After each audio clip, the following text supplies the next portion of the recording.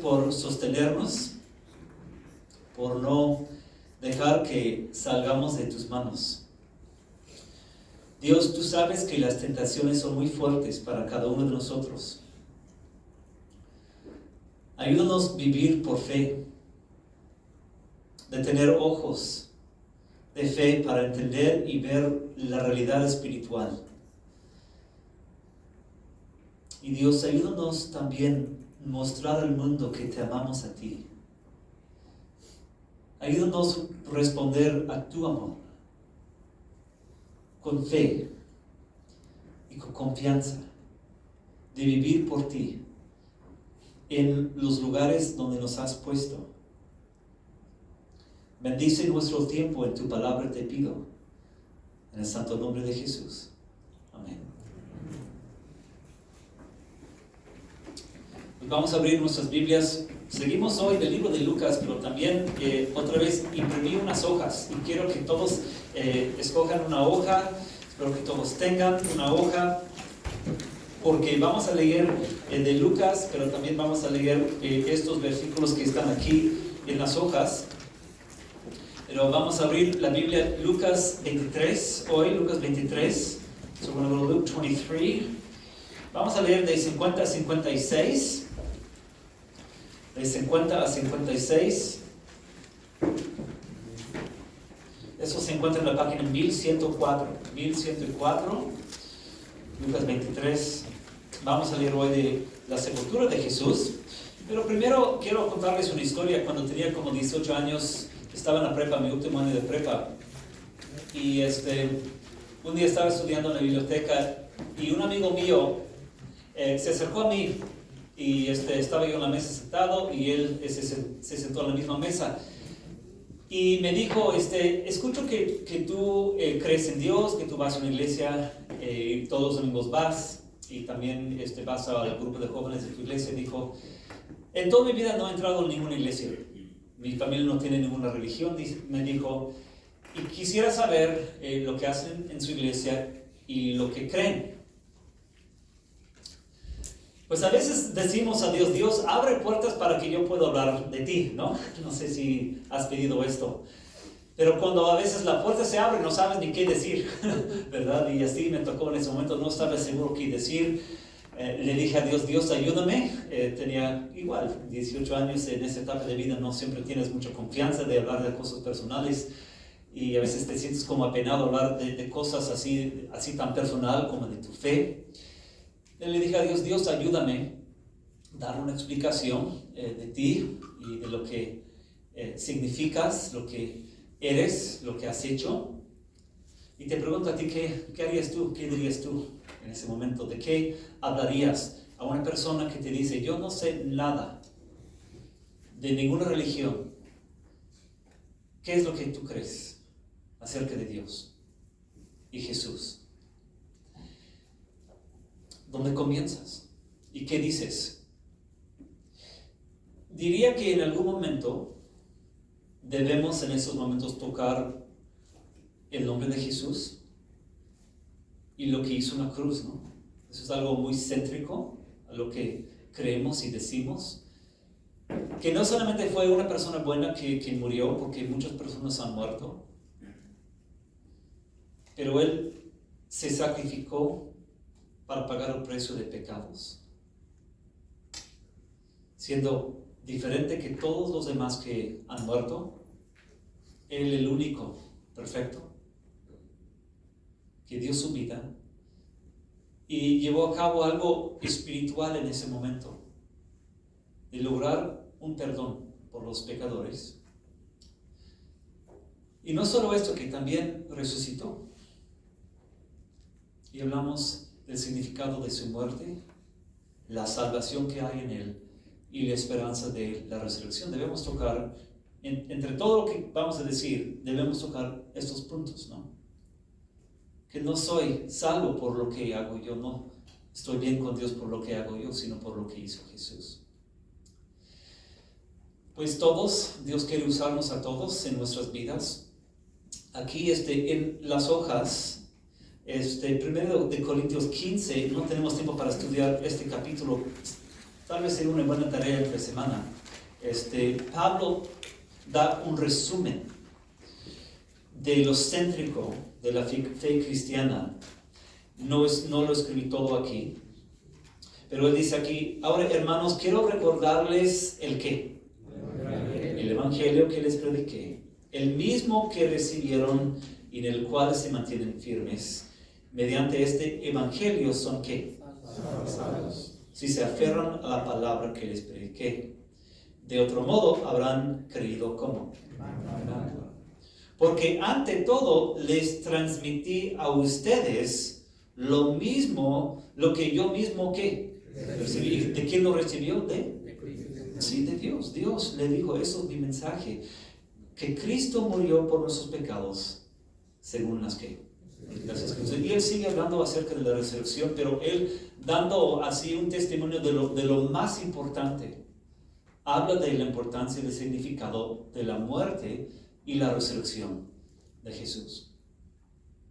El credo de los apóstoles, puse una parte aquí en la hoja también. Siempre ha habido preguntas acerca de la fe cristiana. El credo de los apóstoles, cuando lo hicieron, fue como una respuesta para poder decir en algo breve el significado de lo más importante de lo que creemos. Y era como de contestar una pregunta. Si alguien te pregunta: ¿en qué crees o qué crees? Tú puedes responder diciendo: creo en Dios, Padre Todopoderoso, Creador del cielo y de la tierra. Creo en Jesucristo, su único Hijo, nuestro Señor, que fue concebido por la obra y gracia del Espíritu Santo, nació de la Virgen María, padeció bajo el poder de Poncio Pilato, fue ¿qué? Crucificado y luego muerto y sepultado. Y nada más puse esa parte ahí porque hoy vamos a hablar de su muerte. ¿Okay? Y el credo sigue, pero ¿por qué está lo que está en el credo? Porque había preguntas y dudas y personas que decían: hay muchos dioses diferentes. Y tú puedes decir: no, yo creo en un Dios, Padre Todopoderoso. Hablando de Hijo, algunos no pensaban que Jesús en realidad nació, o que Jesús nació de una virgen, o Jesús en realidad murió. Algunos pensaban simplemente desmayó.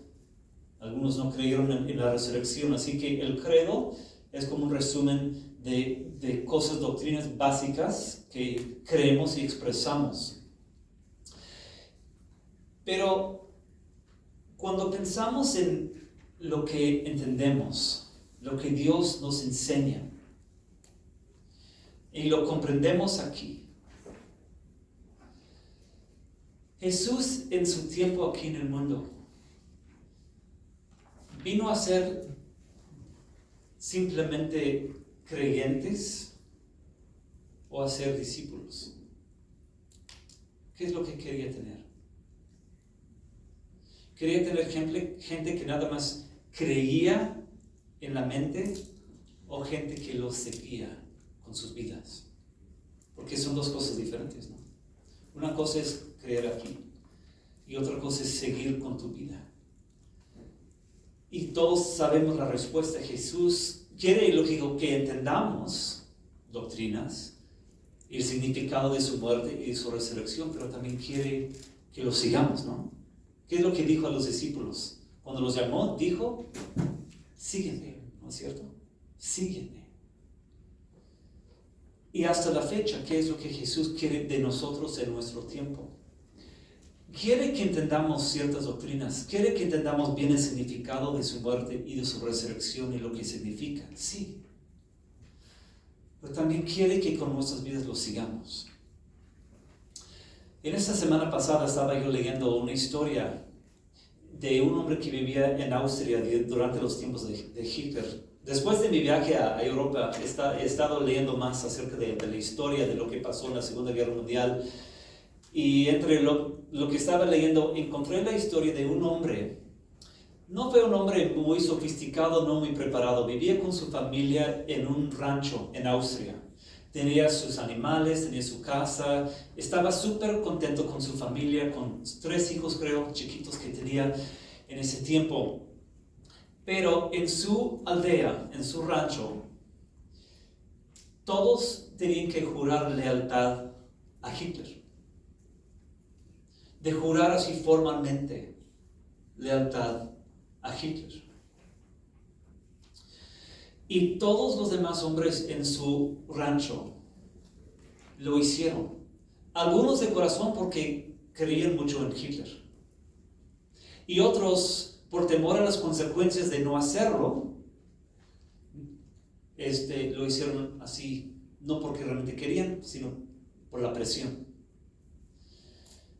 Y por fin él era el único que no había jurado lealtad a Hitler.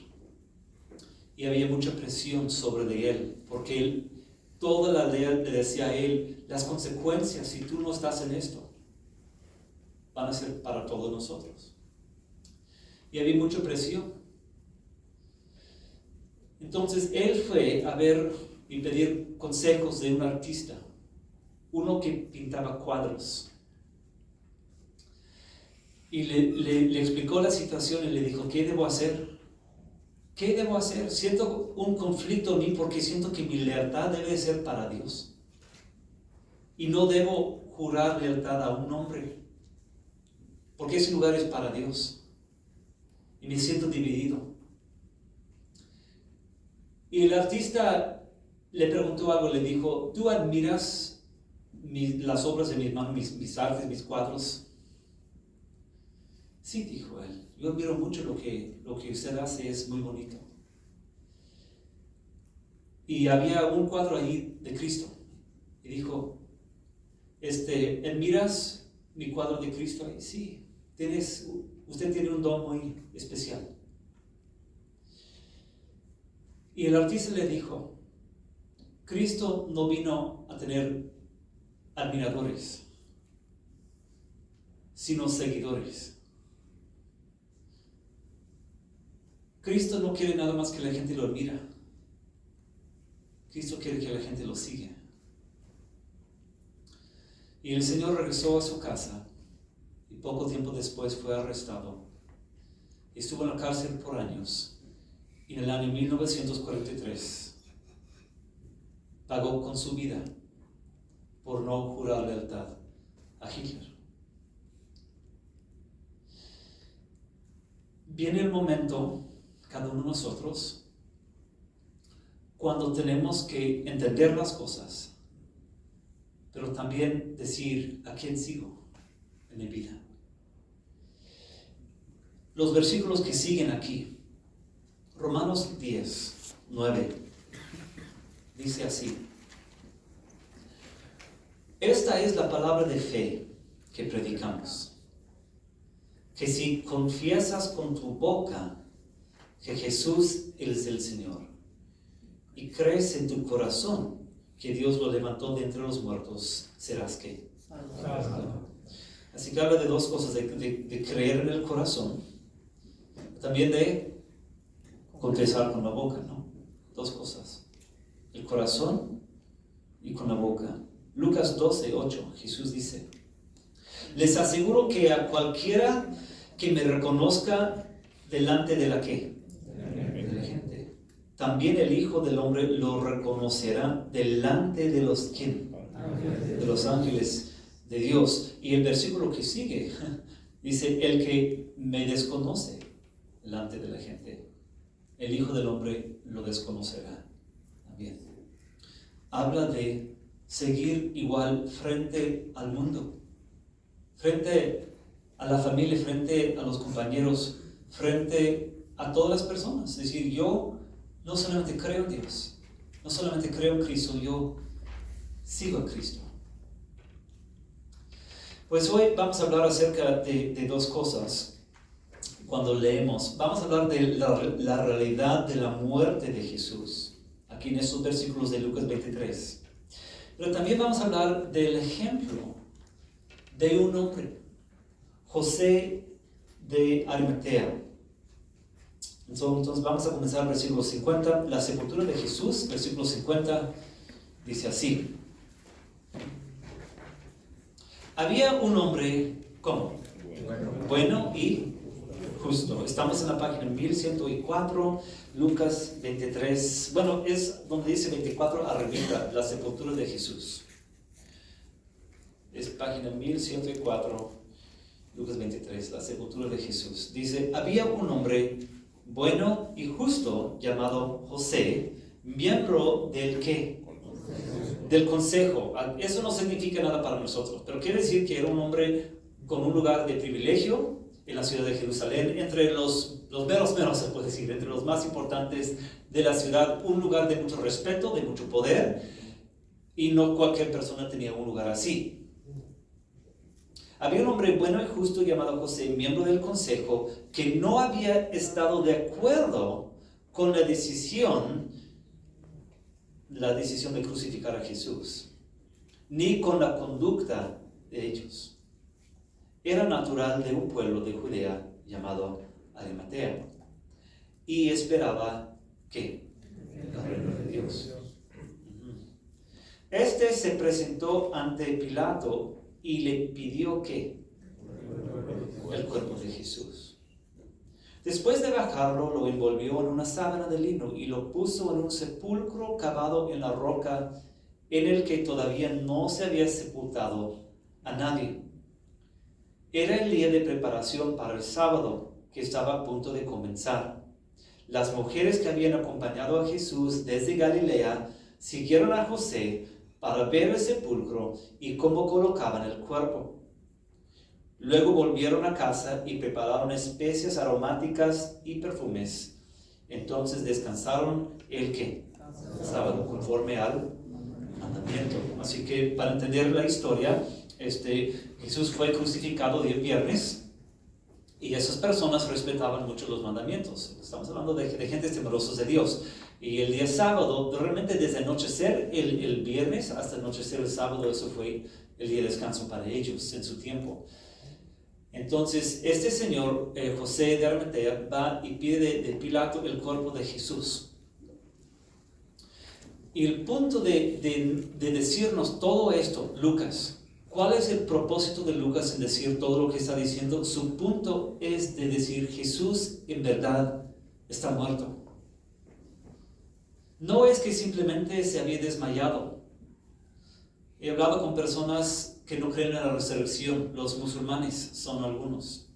Ellos creen en Jesús como profeta, pero no creen que realmente resucitó. Y dicen, él simplemente se había desmayado.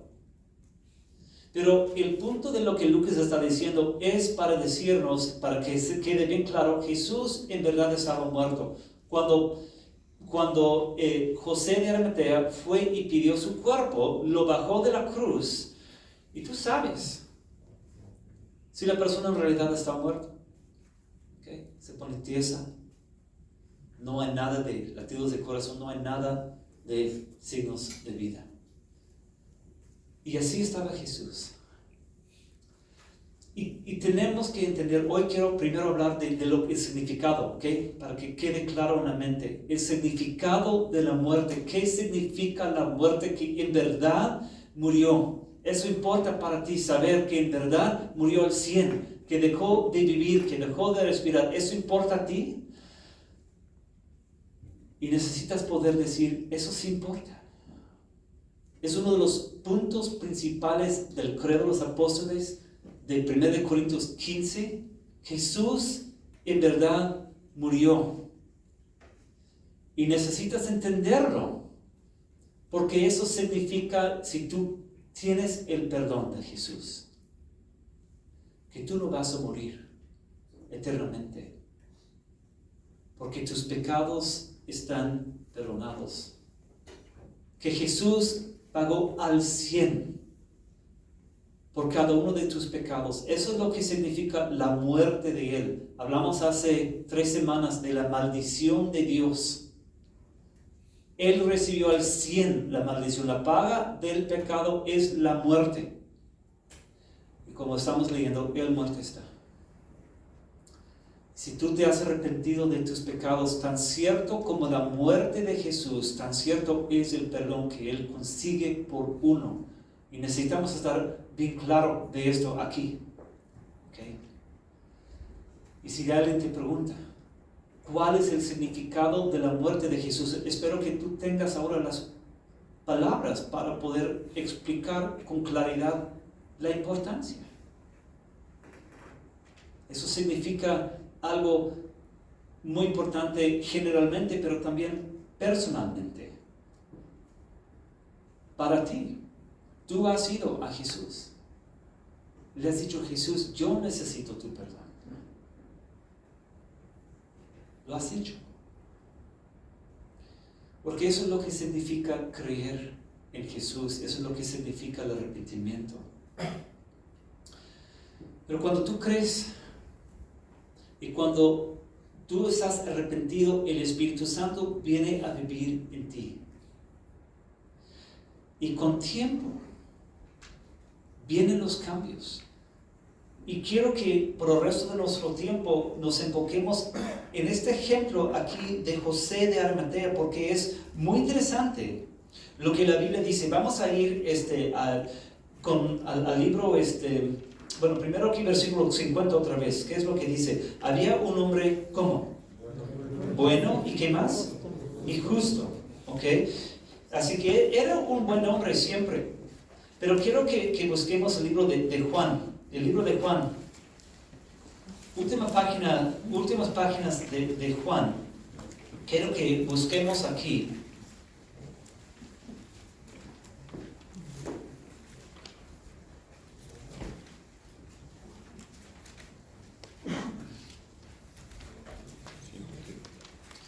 Página 1133, por favor.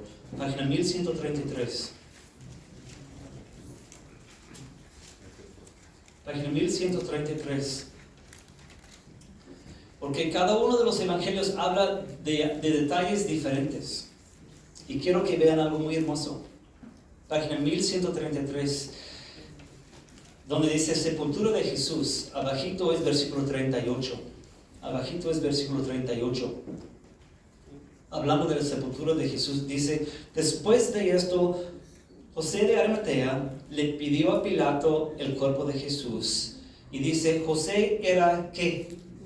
Discípulo de Jesús, aunque, ¿cómo? En secreto. ¿Por qué? Por miedo a los judíos. Es decir, por un tiempo ya había creído en Jesús, pero no se atrevió a abrir su boca y decir nada. En el interior no estaba de acuerdo con lo que hacían ellos. En secreto tenían miedo a los judíos, pero algo pasó después de la muerte de Jesús. Dice, con el permiso de Pilato fue y retiró el cuerpo, es decir, públicamente arriesgó su vida para ir y hablar con Pilato. Marcos lo dice de esta forma. El libro de Marcos dice, él se atrevió a pedirle de Pilato el cuerpo de Jesús, es decir, cobró fuerzas y ánimos para pedir sin vergüenza por el cuerpo de Jesús. Dios hizo un cambio en la vida de él y llegó un momento cuando él dijo, no, ya no puedo ser un discípulo en secreto. Ahora públicamente necesito seguir a Jesús. Y fue y arriesgó su reputación con los demás para decir, ahora estoy del lado de Jesús. Y públicamente lo sepultó él en el jardín ahí. ¿Cómo es que llegó ese cambio en él? El Espíritu Santo hizo el cambio en él. Cuando Dios en verdad está en el corazón de uno, es como un fuego. Y con tiempo tenía que, frente a todos, decir, yo sí sigo a Jesús. Y te pregunto a ti, ¿cómo va el asunto contigo? ¿Cómo va la cosa contigo en tu vida? A veces es difícil. Y hoy quiero que estudiemos la manera de poder seguir a Jesús en público, no solamente en privado. No solamente cuando estoy en la iglesia, sino también cuando estoy con mi familia. Sino también cuando estoy con mis amigos, con mis compañeros. de decir al mundo, yo soy discípulo de Jesús.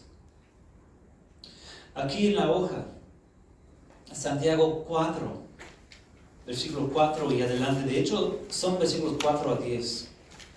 A 3 a 10. Santiago 4, 3 a 10.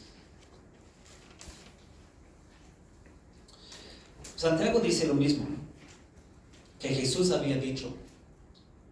¿No saben que la amistad con el mundo es qué? Enemistad con Dios. Ajá. Si alguien quiere ser amigo del mundo, se vuelve ¿qué? Enemigo de Dios. Entonces aquí mi propósito es decir, ¿cómo podemos nosotros, tú y yo, en nuestra vida cotidiana, dejar de ser amigos del mundo y seguir los caminos de Cristo? Dice, ¿o creen que la Escritura dice en vano que Dios ama celosamente al que?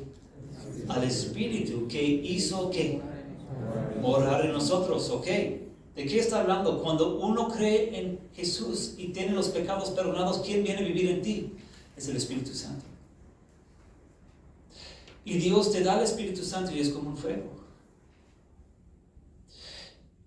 Y dice, para no terminar mal, para no ser enemigo de Dios, Él dice algo que tengo en letras más oscuras, dice, pero Él nos da mayor ¿qué?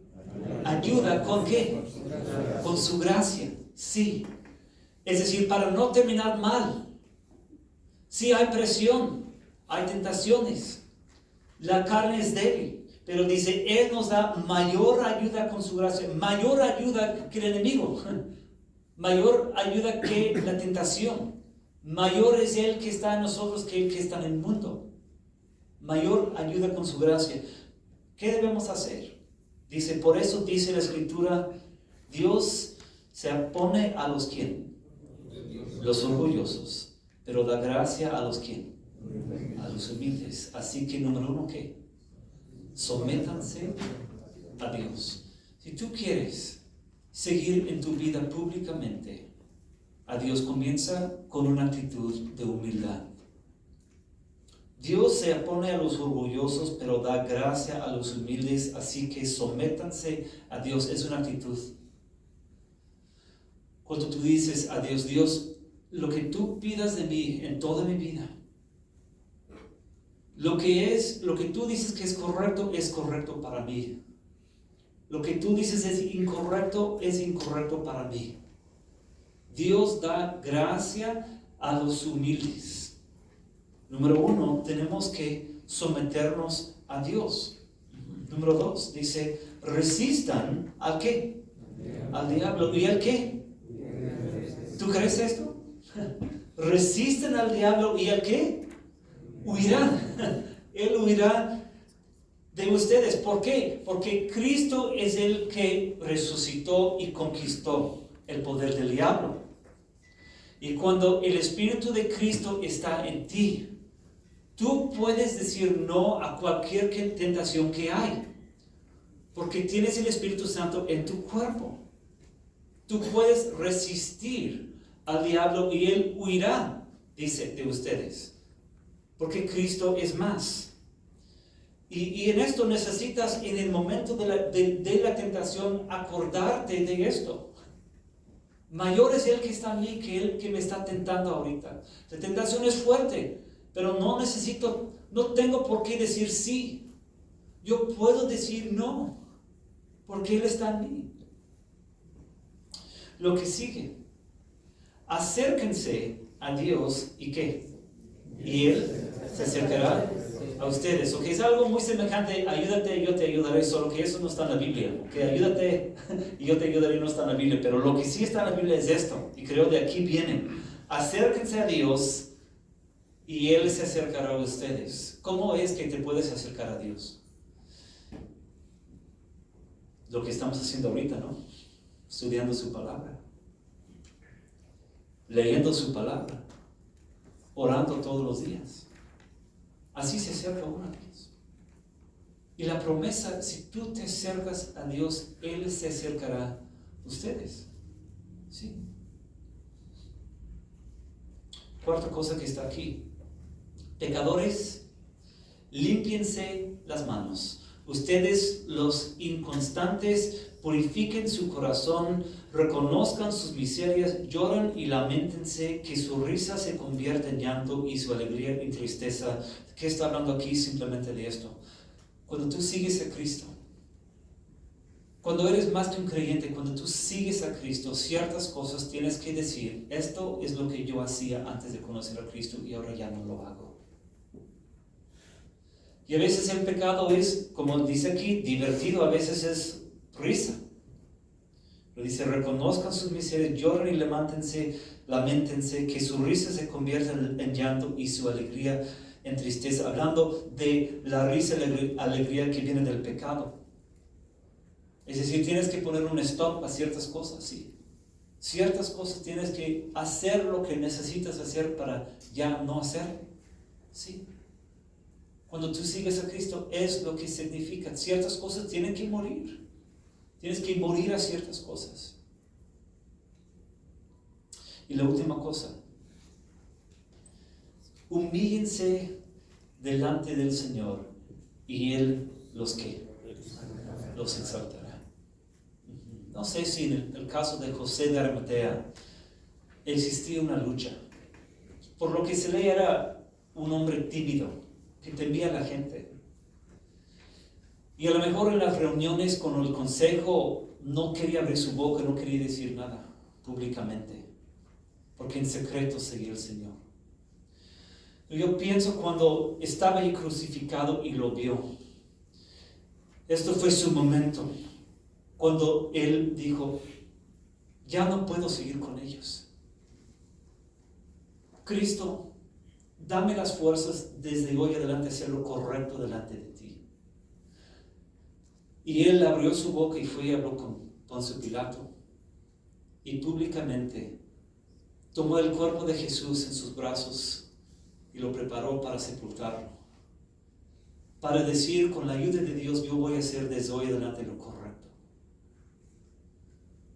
Venga lo que venga, pase lo que pase. No sabemos realmente lo que pasó con él después de esto.